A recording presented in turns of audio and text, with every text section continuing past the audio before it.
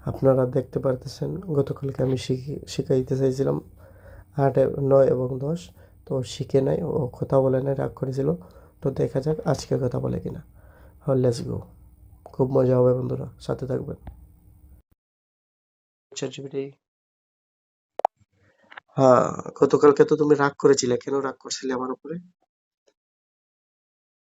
আমি আসলে রাগ করিনি। তোমার সাথে সবসময় ভালোই আছি। হয়তো কোনো বোঝাপড়ার ভুল হয়েছে বা হয়তো আমি ঠিকমতো বুঝতে পারিনি। ওকে, তুমি যদি ওকে, শোনো তো, আজকে আমরা শিখবো গণনা শিখতেছি আমরা।